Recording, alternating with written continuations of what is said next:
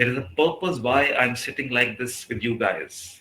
Normally, when I sit for live streams, I'm very properly dressed. I'm a leadership coach. People say you should look like one, you shouldn't be sitting like this. But this is what I truly enjoy. This is what I feel great in. This is how, when I see myself in the mirror, I feel very satisfied. I see myself and I say, okay, this is me being me.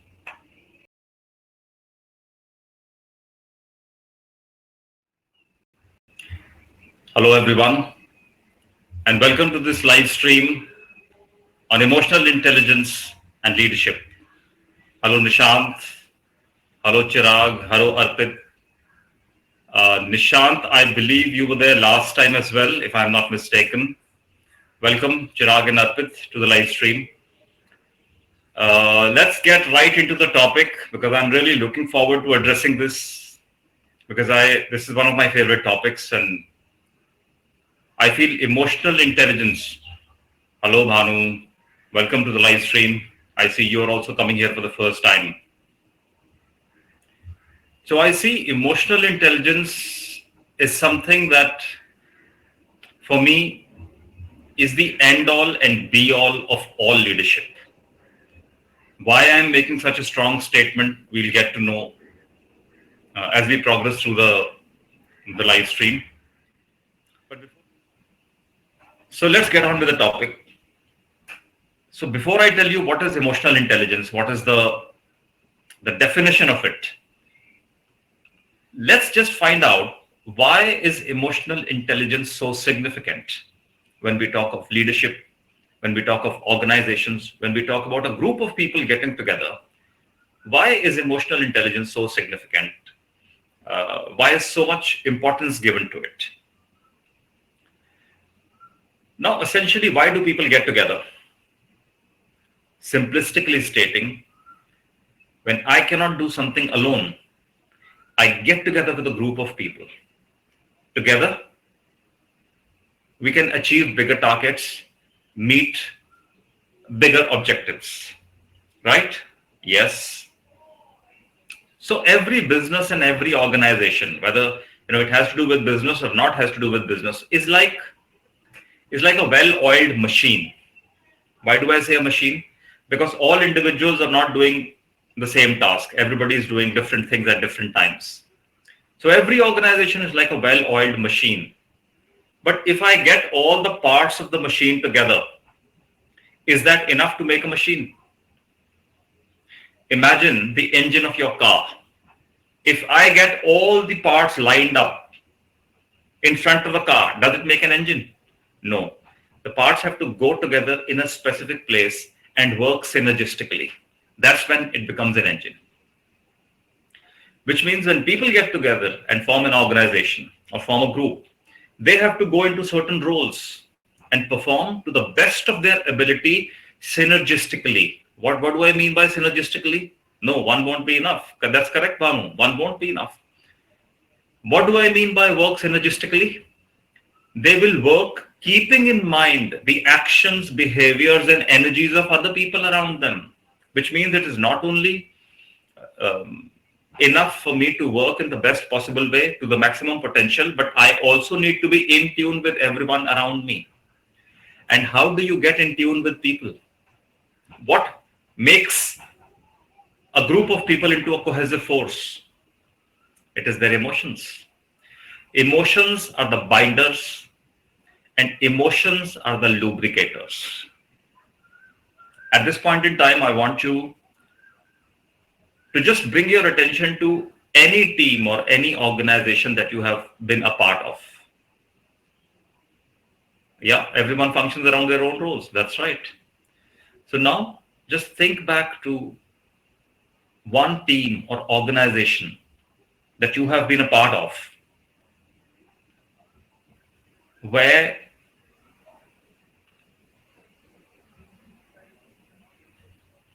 people have been working very cohesively.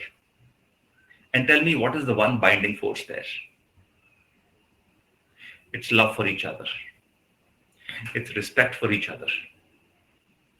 It's your ability to give everybody their due space, which basically means allowing everybody their due dignity. all these are emotions. These bind us together, and they also are lubricators, our respect for each other, trust and connection. Like Chirag says, Rachit says it's trust and respect. Yes. Why do we respect the other person? Why do we need to respect the other person? Because this is that lubricant that works in a specific way so that all the parts are working properly.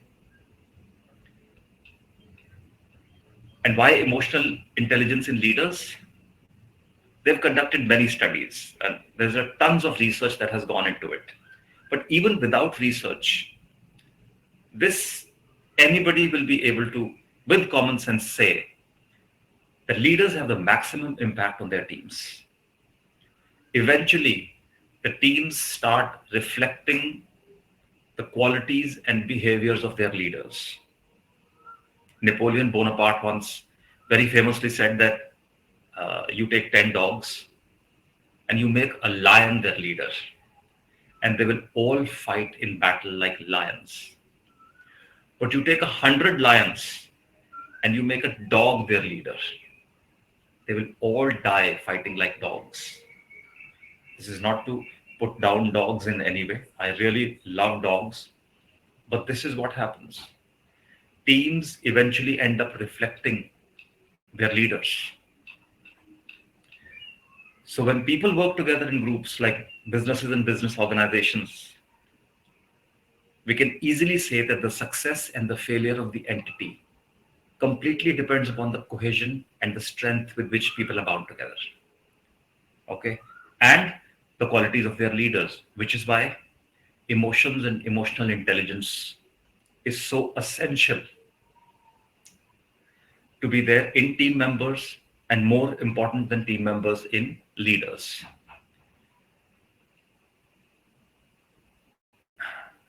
And this is the line that I've written for it. Hence the emotional quotient, because some people also refer to emotional intelligence as emotional quotient. The emotional intelligence or emotional quotient of a leader is found to be of paramount significance, because eventually the whole team will start reflecting it. So, what happens as a result of emotional intelligence in teams and their leaders? Research has found that emotionally intelligent leaders, they inspire and motivate those people who are around them. So, what happens as a result? You get a highly inspired and motivated team. What does this mean? More productivity, more effectiveness. Emotionally intelligent leaders focus on collaborations between team members. What happens as a result? This creates beautiful synergies between people and a better experience for all the employees, for all the team members. And when you are having fun while doing something, work does not remain work. You want to keep doing it. Chirag says, as a founder, how can I be more emotionally intelligent? Chirag, you're cutting straight to the chase, and I am going to come on those topics, and I'm going to tell you some uh, really simple and incisive things that you can do to become more emotionally intelligent. But just be with me for a while. Let me set the context straight, and then I will come to these points. Thank you very much. So, like I was saying, emotionally intelligent leaders, they walk the talk, which means whatever they say, they do. In other words, they act with integrity and honesty with their team members. So, what happens as a result? The whole team starts walking the talk. The whole team acts towards others and their leader and the team with integrity and honesty. Team leaders, because they are working with emotional intelligence and they are working with integrity, they build trust. What happens as a result? The whole team is trusting of the leader, and the leader is trusting of the team. So no room for any doubt. And this also comes because they are working with honesty and integrity. They develop support for each other.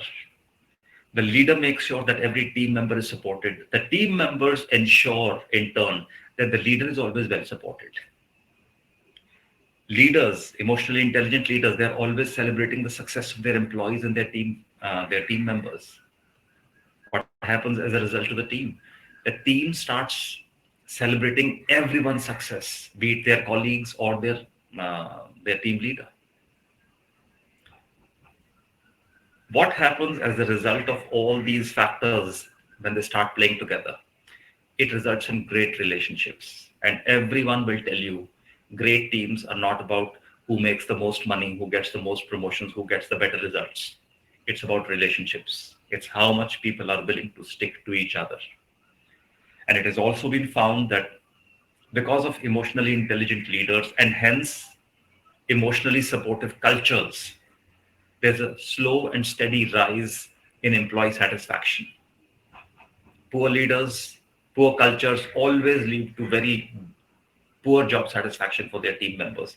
There's a very common parlance in corporate circles that people don't leave jobs, people leave their bosses.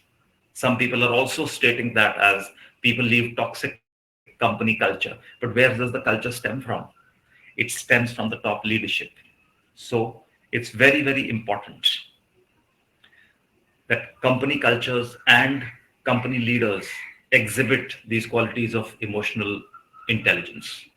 Okay. And conversely, when these things are missing, when there's a toxic culture, common things that you will find some very misunderstandings and lack of communications, because 90% of human problems, 90% of organizational problems come from misunderstandings and lack of communications. These lead to frustration, bitterness, friction, confusion, people not wanting to work together. And this effective communication that results in alignment and a shared sense of purpose. So when I say effective communication, I am basically referring to emotional intelligence because that is where it starts from. Now we have established that good leaders must understand some competencies, some things that lead to more and more emotional intelligence within them. Because these are, Rachit says very true. Okay. What I discussed just now are the traits, are the qualities exhibited by leaders. But what do leaders need to do inside of themselves to exhibit these characteristics, these qualities? Because remember, I told you in the last live stream, I don't know how many of you were there, that we don't do anything separately to grow the leaves, to grow the flowers, to grow the stem, to grow the branches, to grow the fruit of the tree. We simply create good conditions for the seed to take roots, and all these things happen spontaneously on their own. Similarly, there are some things that we need to do inside of us, so all these qualities and traits and characteristics start getting expressed from ourselves. You don't start working on characteristics, because then it will become a very, very surface job, a path job, and it starts to become very fake. When people try to be supportive, when people try to develop others, or when people try to, imbibe the characteristics of celebrating everybody's success, it turns out to be very fake and it makes people more mistrustful. So never try to exhibit these characteristics or traits until either you have discovered some primary or foundational things within yourself, or you work upon it in a very, very foundational way.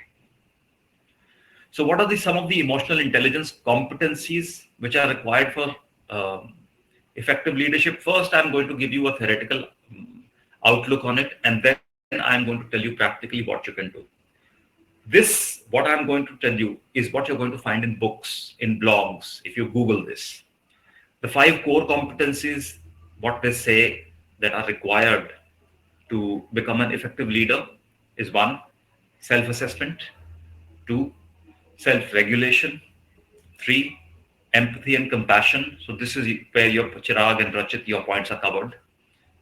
4, relationship management; and 5th, effective communication. Because like we established, ultimately it's effective communication, whether verbal or non-verbal, between teams, between team members, that creates synergy, gets everybody aligned and focused on a unified purpose.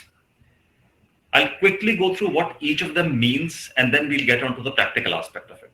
Self-assessment means the ability to recognize one's own emotions, strengths, weaknesses, values, and things that drive you. Okay, I think somebody also mentioned it here. Having clarity on your emotions and knowing your triggers. Rachit said this. So Rachit, what you said comes under self-assessment. Then there is self-regulation. It's also known as emotional discipline. This involves being aware of your disruptive emotions and your ability to redirect them. Also, your ability to adapt to changing circumstances in order to keep the team moving.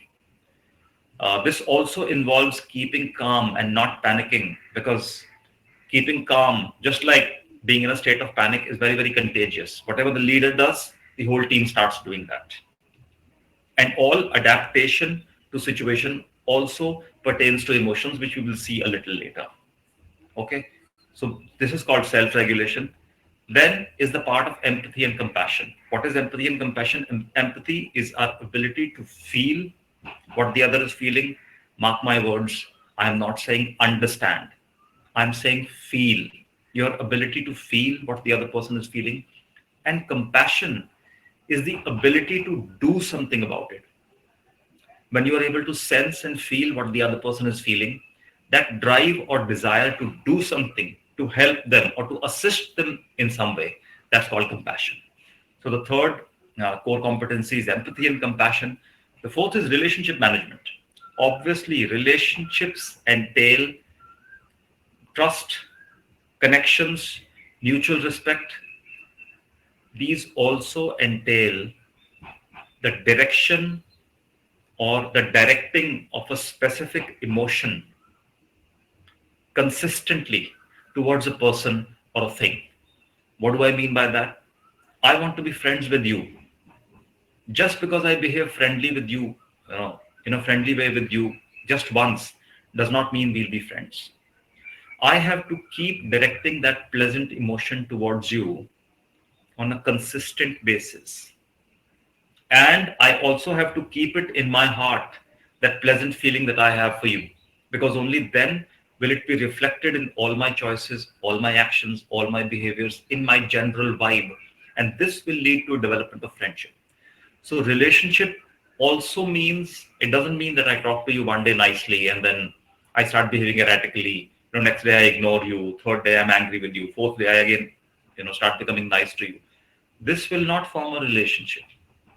So relationship is not only about trust, about connection and cohesion and about respect, but also having a consistent emotional state towards a person or a thing. Okay. So this is the fourth core competency of relationship management. And of course, when all these things come into play, you have effective communication. Okay. And in teams, it is effective communication. Again, when I say whether verbal or non-verbal, that results in the team working cohesively. Even in the parts of your engine, it's when communication is happening seamlessly and effectively between various parts of the engine that the engine works in the best possible way to its maximum potential. And what is communication? And this is coming from the mouth of a US Navy SEAL. So this is not coming from the mouth of a coach or a psychologist or anybody. They say there are three things that we do when we're doing an operation or when we are operating like a team. And why I'm taking the example of US Navy SEALs, because they work in really high stress situations. So it's very, very important that they work seamlessly and they work in a very cohesive fashion. He says there are three things that we do as a team: move, shoot, and communicate. And the first two depend upon communication. And what is communication? In his own words, it is 7% of what we say and 93% of how we say it, which means our tone, our inflection, our body language, our general attitude towards what we are saying.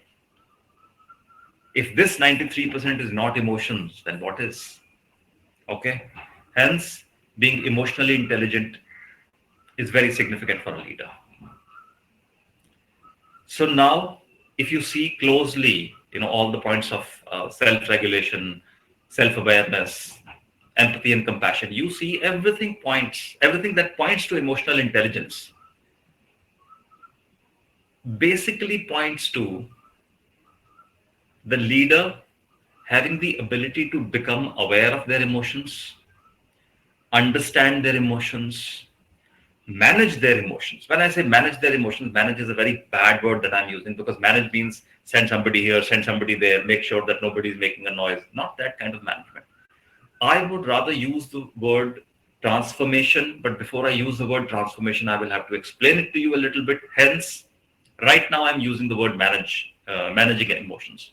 So to perceive emotions and become aware of your emotions, to understand your emotions, to manage emotions, and then to do something intelligent with these emotions. These are the four attributes that primarily come. But to understand whose emotions, we just said perceive emotions, understand emotions, manage emotions, but understand whose emotions.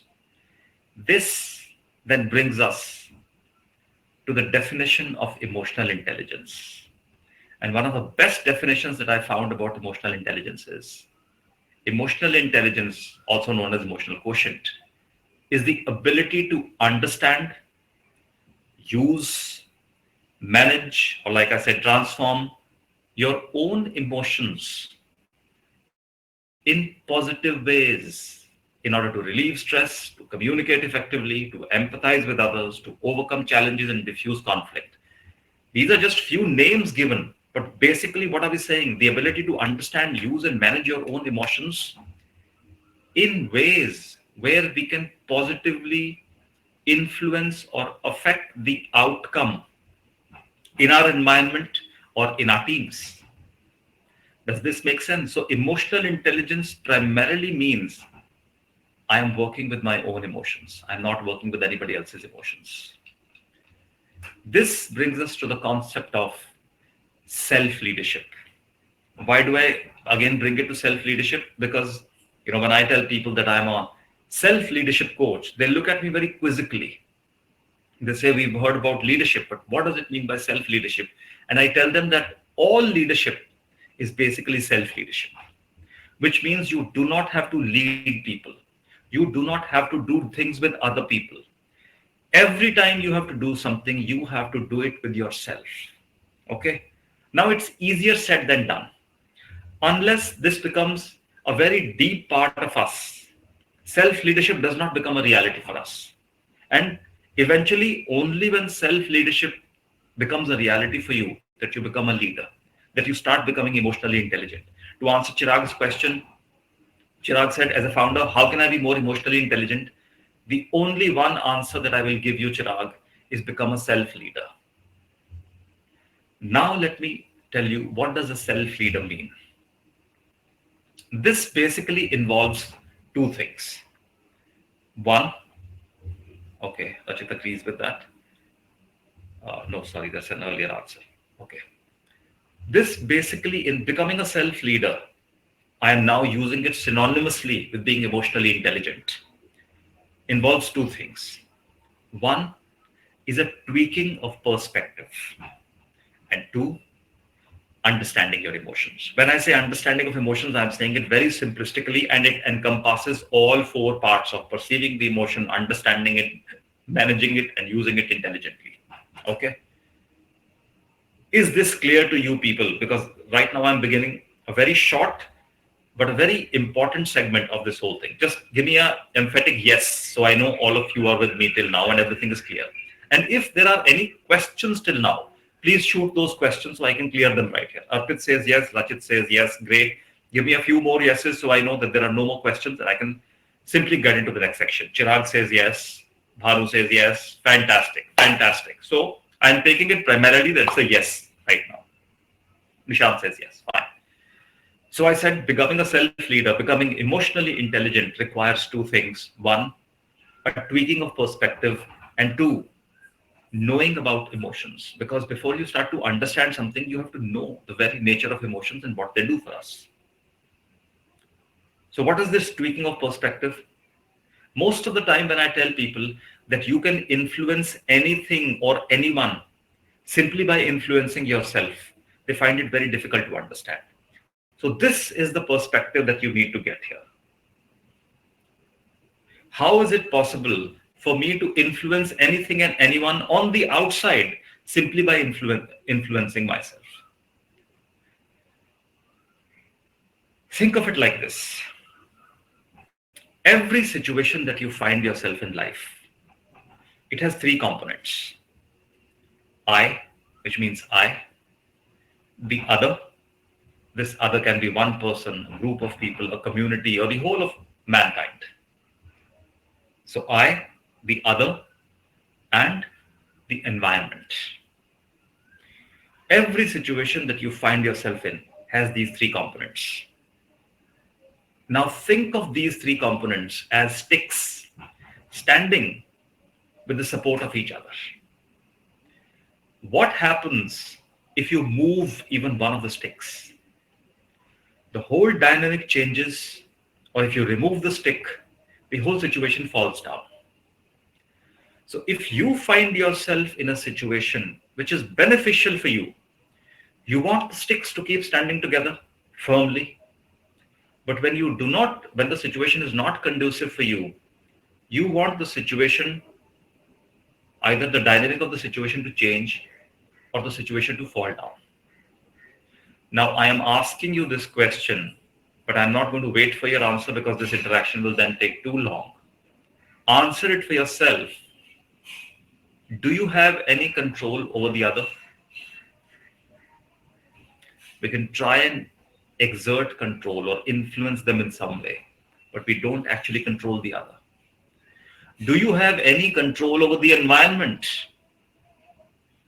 Very difficult. There are so many factors playing. Yes, I'm getting you, Nishant, Rachit and Bhanu. There are so many factors playing on in the environment that it is very difficult to have any kind of hold over the environment. But do you have full control over yourself? This one stick. And if the answer is not apparent to you, let me tell you that you do have full control. Okay? Now, it may not seem so right now because of, maybe your past experiences or any situation that you might be going through right now. But out of the three sticks which are standing, taking the support of one another, you can't control the other. You have no influence over the other. You have no influence over the environment. The only thing that you can exert full influence is on yourself. But the good news is you only need to move one of the sticks to change the whole scenario, or for the scenario to completely fall down and disappear. And that is your stick. Now the question is, if I have full control over my stick and I can influence anything that I want to influence using this one stick, why am I not being able to do so? It is because your contribution to this situation is purely emotional and you don't understand emotions. Let me repeat it. Your contribution to any situation, before I explain this, let me just make it further clear. Have you heard people say, or have you implemented it yourself, that when a situation is going very good and it is conducive for me, I put my heart into it? That's the common term that's used. Just put your heart into it. What does it mean? Which means the situation is going very good. I make sure that I participate in it and contribute to it in 100% way. And where am I contributing it from? My heart. And heart is the center of what? My emotions. So we are already doing this, that when we find something that's conducive for us, we are contributing to it fully with our heart, with our emotions. Similarly, when something is not going our way, it is not conducive for us, we are still contributing to it. How are we contributing? With our heart. We just don't know it. So whether the situation works for you or doesn't work for you, you're always contributing to it emotionally through your emotions.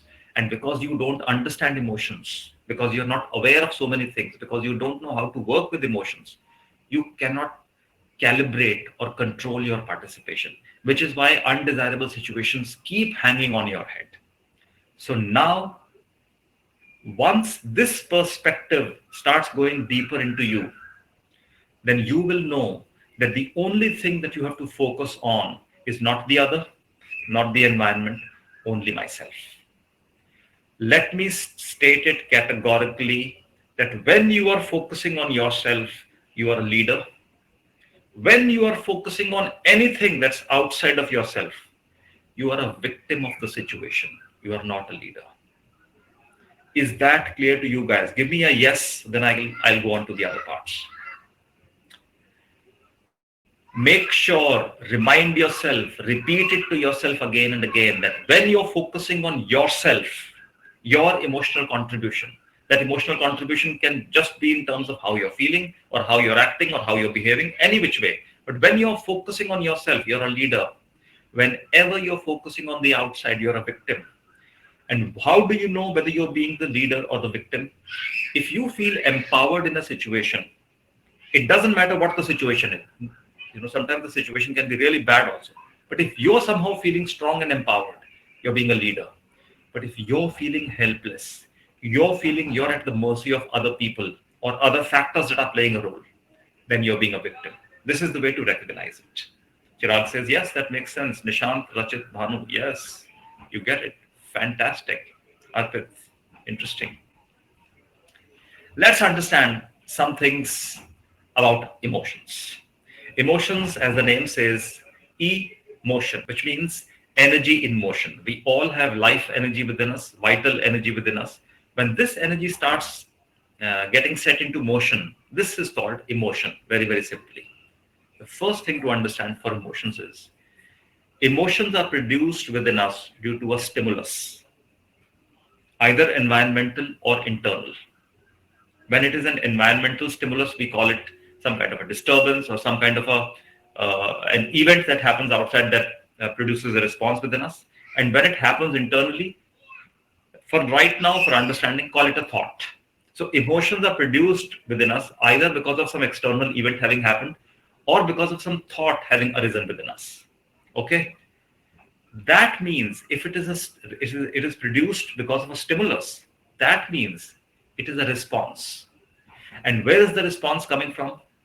An emotion is an intelligent response that's coming from within ourselves.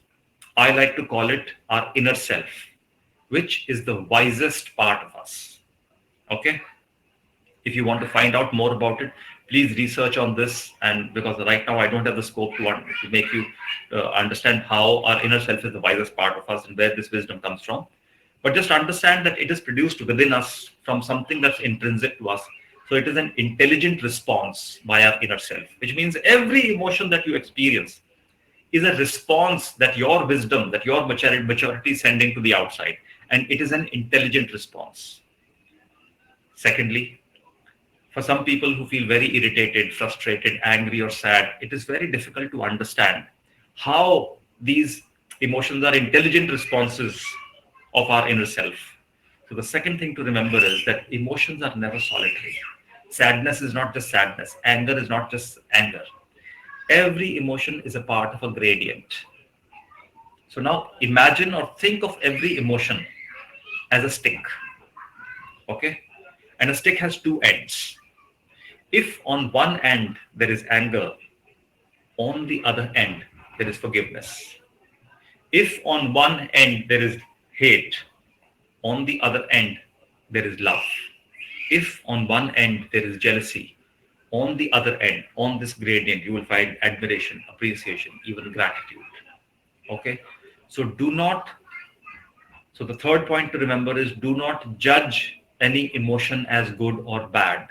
No emotion is good or bad. They all come together. Sometimes anger is good if you know how to intelligently utilize it. Sometimes anger is bad when it hurts us or hurts the other person or hurts the purpose for which we are working. So emotion is not good or bad. Just like a knife. If you know how to use the knife, you will be able to cut your vegetables. You will be able to do things with it if you really know how to use the tool. But if you don't know the tool, you'll end up cutting yourself. You'll end up damaging your project. Okay? So emotions are not good or bad. Emotions are simply, they come together. Okay? And they are intelligent responses from our inner self. And the fourth thing to remember, sorry, did I say those are the three things? Yeah, okay. The third main point to remember is that emotions are as a result of our perspective. Perspective means how we see things, how we see life. If a thought is producing a certain emotion within me, or if an event is producing a certain emotion within me, it's because of the way I see that event, or the way I perceive a thought. Very simplistically saying, let's say if I'm sitting here and a snake appears in this room, whether I experience an emotion of fear or do not experience fear will depend upon my perspective, the perspective with which I see a snake. If I don't know anything about snakes and I'm scared of snakes, it will produce fear within me because a snake means danger to my life. But if snakes are my friends, I'm a professional snake catcher, a snake handler, and I know easily how to deal with them, then a snake coming into the room is simply the entry of a friend into the room, somebody I have fun with. Okay, so emotions are a result of our perspectives. And fourth main point to know and consider is that emotions are what bind us to anyone or anything. When we want to become, uh, when we want to get into a relationship with someone, or when we want to forge a relationship, or become receptive to somebody or something, we show those kind of emotions of love, of respect, of gratitude. And if we want to turn away from somebody, that's also a kind of relationship. We show the emotions of the opposite spectrum: indifference, anger, irritability, and we instantly can turn away from the other person. And this then becomes the binding force between me and this person. Okay. These four things that you have to consider in mind whenever you're dealing with emotions. Understood? Have more people understood this? This is a very, very important thing that you have to know about emotions. Very insightful, Rajat says. Fantastic. And this is what emotional intelligence means, that once I know what emotions are all about, that they are my guiding lights, that they are trying to guide me, that they are the tools through which, I can do things in life, then I move to emotional intelligence. Then it makes sense for us to learn to become aware of them and work with them. Arpit says, yes, understood. Now, let me reveal something to you, something that you already know in your hearts. And that is, we are all born with emotional intelligence. As children, we are all very, very emotionally intelligent. I mean, why? Because that is the way that nature works. Look at animals, look at birds, look at plants, look at the elements. The natural world is full of nothing but emotional intelligence. Okay? So, this is the natural order of things. If this is the natural order of things, why do we not remain emotionally intelligent? Why do we have to come into a live stream like this and relearn uh, emotional intelligence? Because our society and our education system harps too much on rationality and logic. We are told everything in a way, and we are taught subjects which have more to do with rationality and logic, that we slowly get disconnected from our inner intelligence. Human intelligence is nothing but emotional intelligence. Today, we have to use a term like emotional intelligence so that people can connect to it. But otherwise, there is no difference between intelligence and emotional intelligence for a human being. So, being emotionally intelligent means we are naturally, organically going back to our natural intelligence. Rajit says, I'm a software developer, so I can relate to this. Yes. So when you learn logic and rationality, it is utilitarian. I'm not saying everything being so logical. Yeah. I am not saying that there is no utility for it. But just because something is utility, you cannot lead your whole life with it. Okay. It cannot pervade your entire life. You have to know that this particular thing, this logic is required only in this particular area of life. When you're working with other things, you do not bring this logic here. Okay. You simply work with your natural intelligence, which is nothing but emotional intelligence. Now, there are many, many ways of becoming emotionally intelligent. Everybody today knows people are recommending meditation, mindfulness, pranayam, some yogic practices. There are tantra practices. Yes, there are many, many, many things wherein you can break out of the shackles of your logic and rationality and become more emotionally intelligent. I am going to tell you some very simple, everyday, practicable things that you can do to start becoming more and more emotionally intelligent. Then you will not have to act and behave in an emotionally intelligent way. this will just become your way of life. This will just become your way of being, and everybody around you will simply be able to perceive that. This is like triggering some kind of a good fragrance within you without applying it from the outside, actually triggering something within you which makes you emit out very nice fragrance. Everybody will be able to smell it, sense it, and then they will get the benefit of your emotional intelligence. So, this is what I recommend. One, do everything that you do joyously and enthusiastically. Now, this does not mean that you fake it. This does not mean that, okay, I'm going to show myself and other people how joyous and enthusiastic I am. A lot of people are trying to do that. This is not how it works. You have to discover the joy and the enthusiasm of doing that activity within yourself. Become like a child. Become curious. Ask yourself, how can I do this activity which will bring me more joy, which will make me automatically feel enthusiasm? And that is how you approach the activity. So that's the first thing you do. For you to be emotionally intelligent, do everything joyously and enthusiastically. Invest a little time, 5 minutes or 10 minutes before you do an activity, to ask yourself, how can I do this so that I feel joyous and enthusiastic? The second approach that I give, and this is a very, very effective approach to becoming more and more aware of your emotions, to become very sensitive to your emotions and to start understanding them, is an approach that I call the subjective objective approach. Now, I don't have time to go into it again. In my last live stream, if you go to my last live stream and you go to the last 15-20 minutes of it, you will get the subjective objective approach. I have explained it in detail as to how you can start doing it. This will really take your emotional quotient to just another level. Within 30 to 40 days, you will realize that your ability to perceive your emotions, your triggers, what drives you, what irritates you, and how you can start working with it, transforming it. Your ability will really go sky high. The third thing to understand, we'll watch your last live. Yes, Arpit, please do that. And this will be in the last 15 to 20 minutes. The third thing is work on expressing your emotions. Like I said, no emotion comes alone.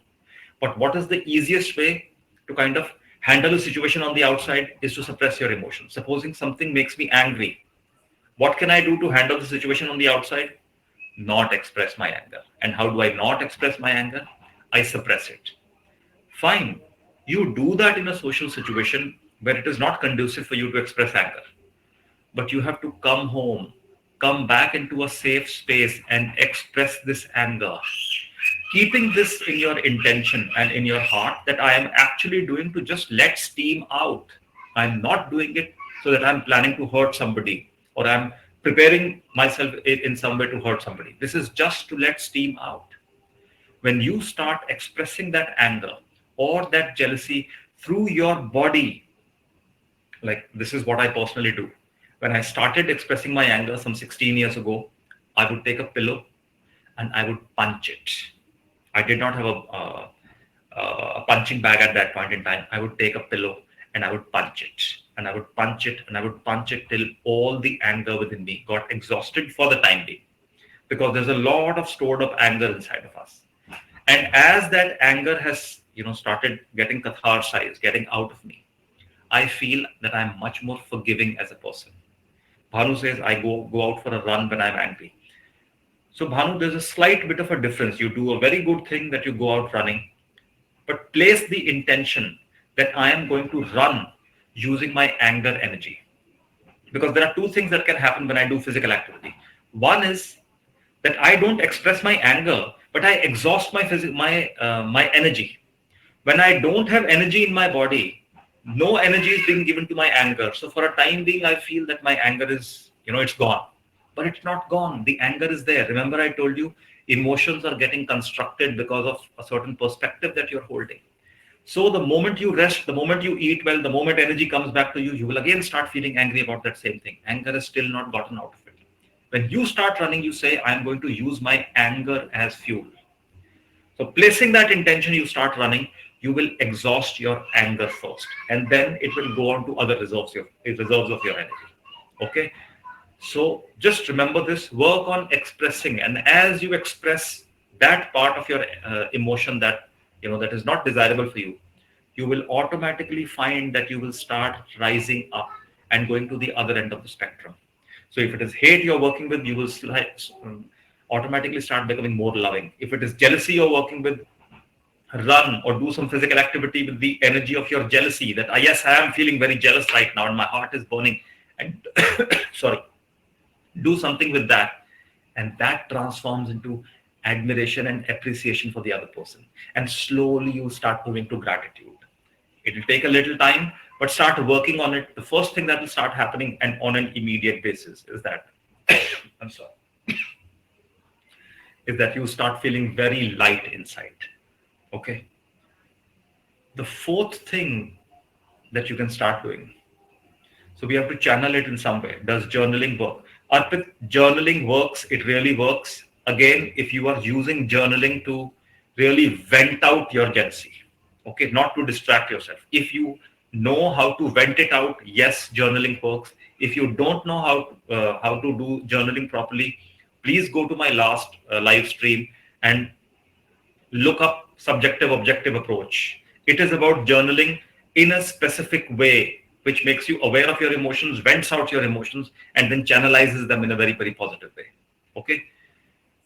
Fourth thing, like I said, use creative activities, painting, sketching, dancing, singing, anything that you do which is constructive and just for the fun of it. Which means just because you start singing well, because you've been doing it, don't think, okay, now let me come up with an album. Okay, let me start making some money out of it. Let me get famous because of this. Creative activities that you use simply for the fun of it. Okay, I'm not saying you can't earn your money out of it, but make sure that having fun, feeling good remains the primary focus. Never ever compromise on that. So any kind of creative activity, if you start doing, hobbies, if you may please, are really, really good for taking your emotional quotient higher. And once your energies start becoming constructive, creative, your destructive tendencies will automatically go down. So you will naturally see that these destructive kind of emotions don't affect you that much. Now, this sixth one is an activity that you can do purely for developing empathy. Start tuning into things. Okay, you can go to a tree and simply intend to tune into it. Open your heart. Okay, actually see a little gate in your heart opening, and you say, okay, I am now willing to receive the energies of this tree. Stand there for a minute and tell yourself how you're feeling. How you're feeling is a feeling that the tree is giving you. Initially, you will doubt yourself. Don't worry about it. Keep tuning into things. You can do the same thing with a tree, with a bird, with an animal like a dog or a cat or any squirrels, with a crow. You can do it with paintings. You can do it with music. You can do it with spaces. You can do it with objects. Just stand in front of that object, open the gates of your heart and say, okay, I'm willing to receive you, see you. And you'll suddenly start feeling something. Okay? Between 30 seconds and a minute. Some people who have never tried this kind of a thing before will find it very difficult to tune into things and very difficult to know what they are feeling.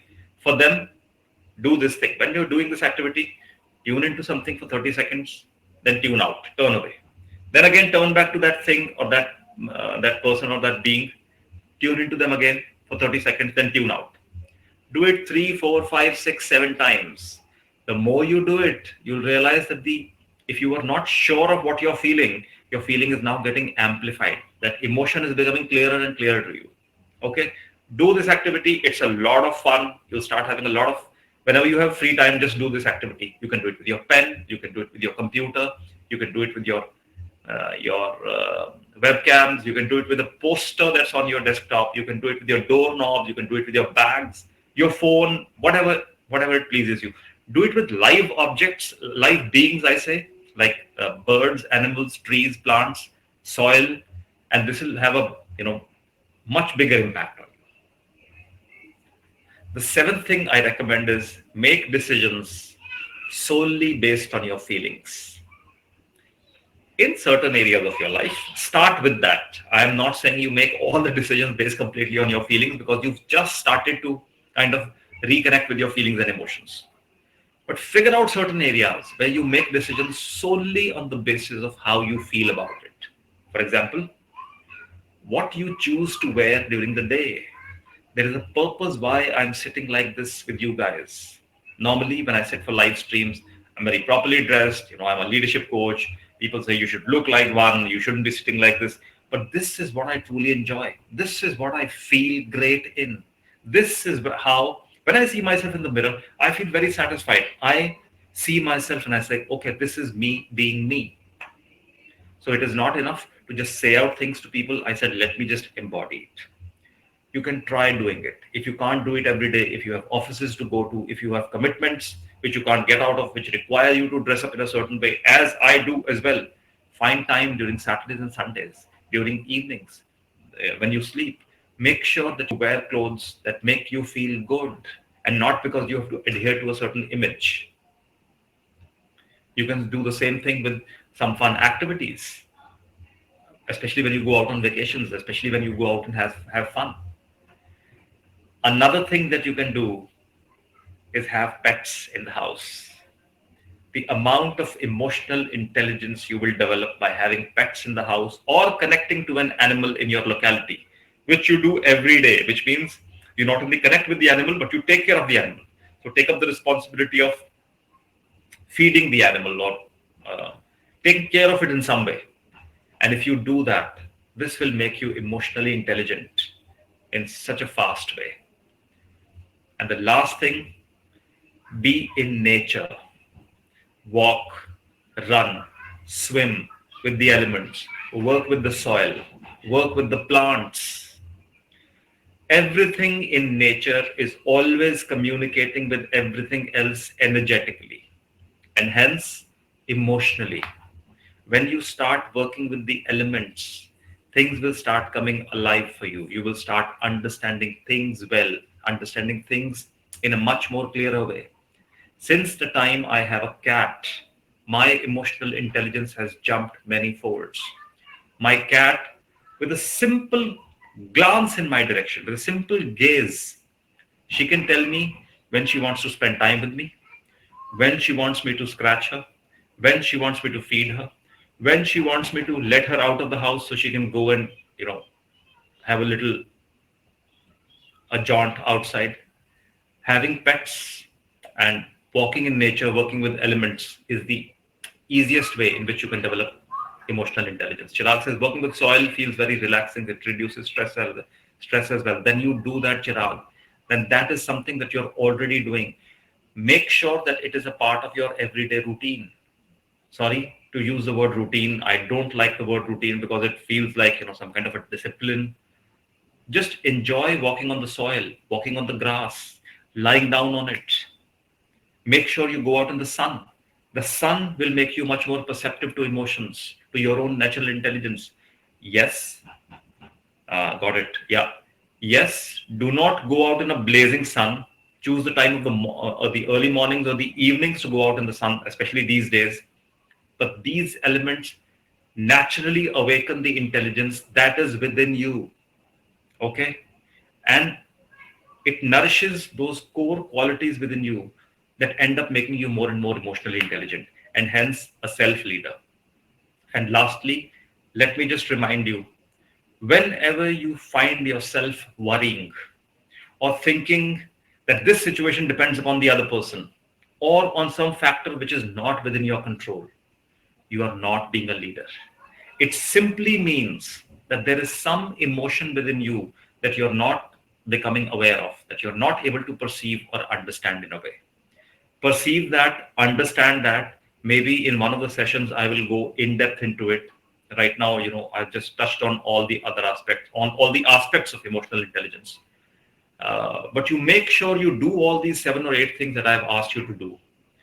One by one, little by little, start implementing it, and you will see major changes within yourself.